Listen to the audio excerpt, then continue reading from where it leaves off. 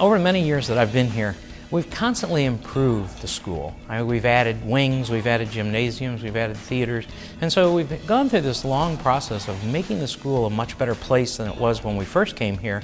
When we first bought the building, there were like 60 broken windows in it, and so we've come a long way in the time we've had the building. But I think the exciting piece about moving forward for parents is that the pieces that we're adding now are just the last little pieces of what would make this the most incredible school you can imagine.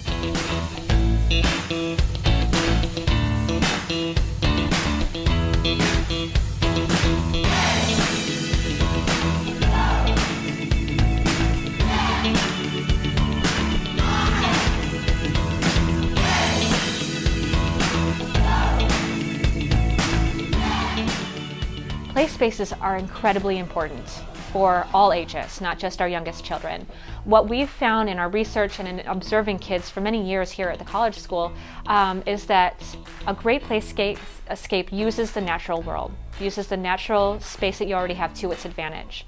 In addition to that, a great play space is going to have a lot of opportunities, a lot of open-ended opportunities. So things that can be climbed upon and climbed through, things that can be used as forts, as growing structures, so that really open-ended pieces of material, not this equipment that necessarily has like a prescribed use, but something that can really enhance the environment, that students can really gain a great, strong relationship to the space and still utilize it through play. On the main playground, the playground for the older kids, it needs some TLC. And ultimately what we'd really like to do is take that space and enhance it so that they're really utilizing it to the best of its ability, to the best of their ability, and really bring the TCS touch to it.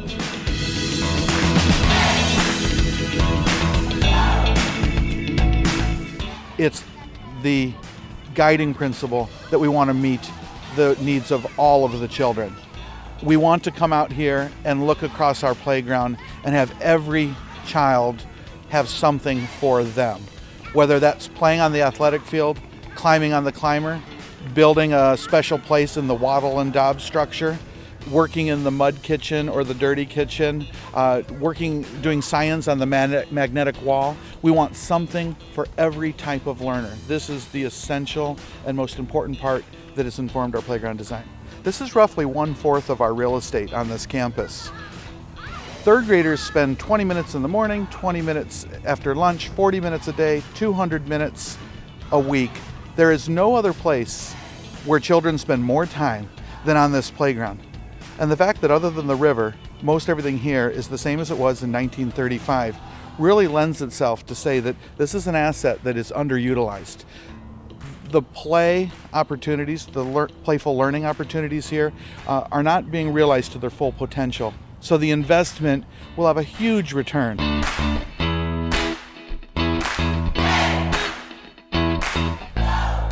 We've long needed a place to capture sound without background noise. Currently, Kevin Parrington, also known as KP, has the students in 7th grade for the urban theme record their podcasts between sleeping bags in the Adventure Ed closet. Basically, it's a closet with all the Adventure Ed stuff in the basement, in the hallway. Well, it's not optimal. It'd be nice to have a space that's dedicated to it. You don't need a lot of room, but you need enough room for some equipment and some ventilation and just some basic instruments. But a new studio always means you spend time getting to know your environment and the particular group of pieces that you're using. On the walls, you'd probably see some kind of panels to soak up sound. You would maybe have a whiteboard.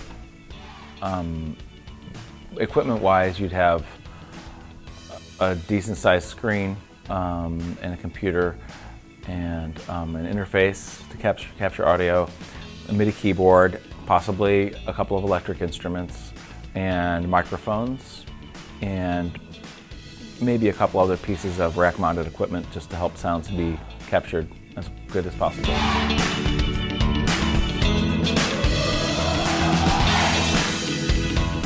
A STEM lab fits really nicely into what we're already doing here.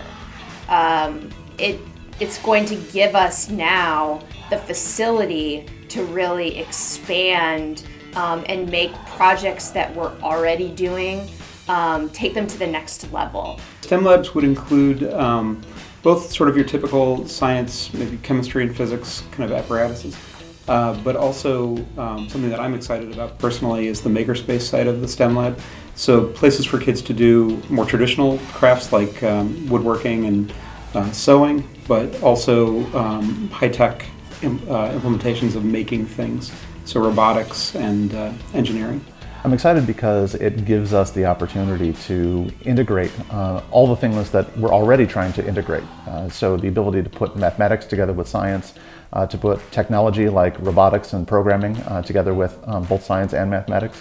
So it's got a lot of exciting opportunities. We're doing experiments every day, but they're mostly kitchen chemistry. We don't have chemical resistant countertops. We don't have enough sinks for kids to do cleanup. A dedicated science space is going to let us do a lot more in the realm of chemistry and physical science than we're doing right now.